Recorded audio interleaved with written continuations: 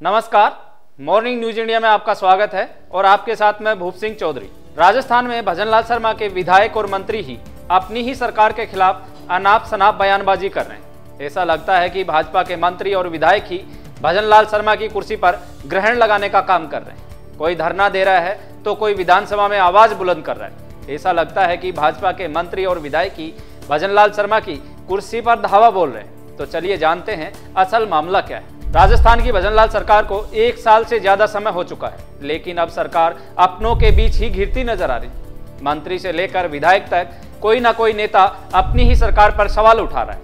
लेकिन सबसे बड़ा धमाका उस समय हुआ जब मंत्री अविनाश गहलोत ने अपनी ही सरकार को पर्ची सरकार कह दिया। जी हाँ, वो सब जो विपक्ष सरकार पर हमला करने के लिए इस्तेमाल करता है, अब खुद सरकार के मंत्री ही वही बात कर रहे हैं।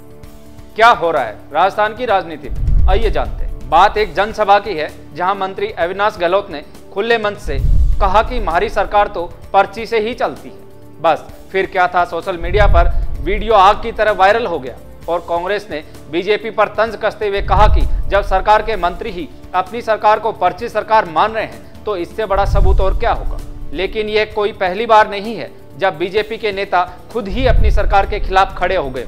बीते कई दिनों से एसआई भर्ती को रद्द न करने को लेकर बीजेपी के कद्दावर नेता किरोड़ी लाल मीणा नाराज चल रहे हैं। पहले भी कई बार वे अपनी ही सरकार के खिलाफ बयान दे चुके हैं। जयपुर की सीआई कविता शर्मा के मामले में भी किरोड़ी और सरकार के बीच टकराव देखने को मिला था। मजेदार बात यह है कि मौजूदा विधानसभा सत्र में किरोड़ी लाल मीणा नजर ही नहीं आए और सरकार ने इस पर भी बीजेपी को घेर लिया।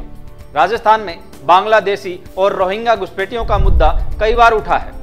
3 फरवरी को बीजेपी विधायक बाल मुकुंद आचार्य ने विधानसभा में यह मामला फिर से उठाया और कहा कि सरकार फर्जी दस्तावेजों से रह रहे इन घुसपैठियों को जल्द से जल्द बाहर निकाले। इससे पहले कालीचरण सराफ भी इस मुद्दे को उठा चुके हैं। अब तो बीजेपी के सीनियर नेता देवी सिंह भाटी ने भी मोर्चा खोल दिया है। उन्होंने ऐलान किया कि 6 फरवरी को विधानसभा के सामने धरना देंगे।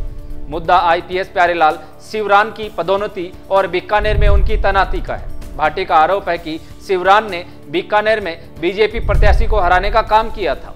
बीजेपी नेता विजय बैसला ने भी अपनी ही सरकार पर निशाना साधा। उनका कहना है कि गुर्जर आंदोलन के वक्त दर्ज हुए मामले अब तक वापस नहीं लिए गए हैं। इतना ही नहीं, गुर्जरों को मिला आरक्षण अब तक 9वीं अनुसूची में शामिल नहीं किया गया है।